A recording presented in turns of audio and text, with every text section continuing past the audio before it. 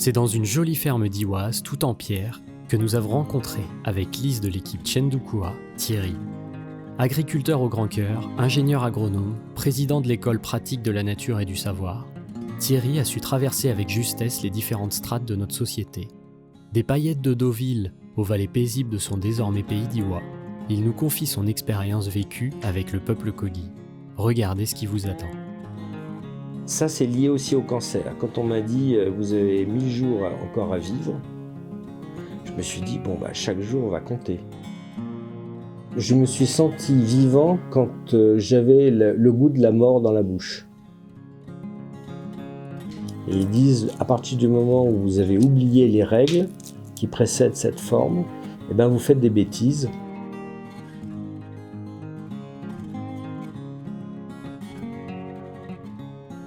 Bonjour Thierry. Alors en quelques mots, qu'est-ce qui caractérise votre chemin de vie ? Déjà, je suis né en 1950 à Bayeux, en Normandie. J'ai eu une vie plutôt bouleversée. Et souvent, je dis, j'ai eu la chance d'avoir une vie bouleversée. Parce que ça oblige à sublimer, ça oblige à se transcender. Quel objet mettriez-vous en avant pour parler de vous ? Un animal totem ? Ça, c'est comme vous voulez. Ah oui, j'aime bien la tortue, parce que je fais toujours l'éloge de la lenteur. Et là-dessus, la maîtrise du temps me paraît quelque chose d'important par rapport à notre société. Passons maintenant au vivant. Selon vous, c'est quoi être vivant ? Et le vivant, il est lié justement à cette capacité à la symbiose avec les autres vivants. Il y a plein de manières d'être vivant. Quand on voit les animaux, le sauvage, les loups, c'est des manières d'être vivant. Mais le vivant, je me suis senti vivant quand j'avais le goût de la mort dans la bouche. Voilà. Donc la mort est au service du vivant aussi. C'est assez étonnant et assez paradoxal. Il m'est arrivé une demi-douzaine de fois la possibilité d'avoir des accidents. Et à chaque fois que la mort, j'ai eu le goût de la mort dans la bouche, je me suis senti vivant. Quel lien faites-vous entre vivant et santé ? Les Kogi m'ont appris beaucoup l'analogie et la pensée fractale. C'est-à-dire que l'approche corps, c'est une pensée fractale qui va de la Terre, Gaïa, jusqu'à mes atomes, quoi, hein. Et cette pensée fractale, elle est vraiment intéressante parce qu'elle permet de discerner et de comprendre les différentes couches d'enveloppement et de développement. C'est des poupées russes qui sont dessinées par ma fille. Donc il y en a 9 comme ça. La première, c'est la Terre dans le cosmos. La deuxième, c'est l'Europe. Et ça descend ainsi de suite jusqu'au territoire, en passant par le PNS, École pratique de la nature et du savoir, l'écosystème ferme, la famille et les amis et la maison, et puis ma santé, mon corps, et puis mes atomes. Et donc moi, je me retrouve dans une situation de responsabilité en conscience de ces enveloppes. Quand je soigne mon enveloppe, quand je soigne l'école pratique de la nature des savoirs, je me soigne aussi. Voilà. Et c'est une santé globale. Vous avez rencontré les Kogi pour plusieurs raisons. Pouvez-vous nous parler de celles en lien avec votre santé ? À travers certainement le loup et puis d'autres événements, j'ai bénéficié d'un cancer métastatique en 2013, où on m'a donné 3 ans à Léon Bérard d'espérance de vie. On s'est dit, puisque les Kogi sont des experts du rééquilibrage, on va aller les voir. Et donc, je les ai rencontrés 3 fois sur le problème de l'aide sur ma santé. Même s'ils n'ont pas de cancer chez eux, ils sont susceptibles de pouvoir faire une certaine aide sur ces aspects de santé. et je les remercie. D'ailleurs, je dis à Léon Bérard souvent, puisque j'avais 3 ans d'espérance de vie, j'en suis à 7 ans. Et Léon Bérard, ils sont toujours un peu étonnés. Je suis un des derniers dans l'expérimentation de molécules qu'ils ont, tout ça, à pas avoir dévissé. Et ils sont toujours un peu étonnés. J'ai dit, mais les médailles, il va falloir les partager avec les Kogi. Leur réponse, c'est toujours de dire, attendez, mais on n'est pas des rigolos ici.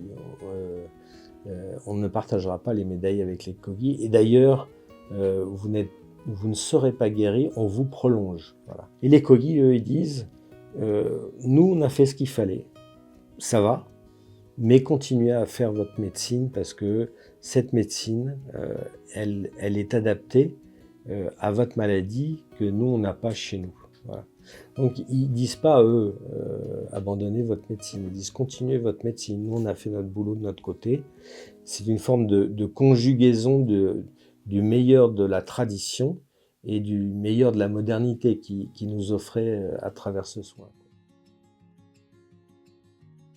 Qu'est-ce qui vous a marqué, frappé chez eux? La puissance de résilience dont témoignent les Kogi à travers leur résistance après la colonisation, à tout ce qui s'est passé chez eux, aux narcos, à l'exploitation minière et tout, est assez exemplaire. Et donc nous interpelle comme un témoignage de la capacité, si on accueille la nature en nous, de résilience. Donc ça m'a marqué et ça m'a vraiment porté. J'ai pris confiance dans mon corps, alors qu'avant c'était plutôt l'esprit et c'était pas une attention au corps que j'avais. Donc on recherche souvent la nature à l'extérieur ou le contact, le ressentir nature à l'extérieur, mais très peu le ressenti nature dans notre intérieur. Et les Kogi ont réorienté à travers le soin à cette nature en nous, à cette nature en moi. Sous quels aspects cette rencontre a changé votre regard sur le monde? Les cycles, la notion de cycle était important. L'approche santé, préventif et pas curatif. La notion d'enveloppement et de développement. La relation à la loi des origines et aux valeurs, à nos représentations. Donc selon vous, qu'est-ce que les Kogi pourraient avoir en plus par rapport à nous? Ils ont quelque chose aussi, peut-être en plus, c'est que ce ressentir nature n'est pas donné, c'est quelque chose qu'ils travaillent en permanence. C'est-à-dire, c'est pour ça qu'on a appelé, au début on appelait l'école de la nature et des savoirs, on a rajouté l'école pratique de la nature et des savoirs. Parce qu'en fait, il faut pratiquer pour ressentir la nature. Il ne s'agit pas simplement d'une compréhension, d'un discernement. Il faut pratiquer. Et les Kogi se réunissent dans leur temple à Noué tous les soirs pour discuter de tout ça et pour trouver le ressenti juste et joyeux pour rééquilibrer ce qui a été déséquilibré. Donc ça, ils l'ont. Nous, on l'a perdu. Alors moi, je me suis inventé un petit chapelet.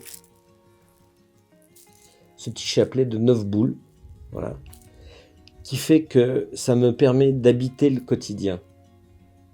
Ça, c'est lié aussi au cancer. Quand on m'a dit « vous avez 1000 jours encore à vivre », je me suis dit « bon, bah, chaque jour va compter ». C'est une sorte d'aiguillon pour savourer chaque journée comme un bonbon.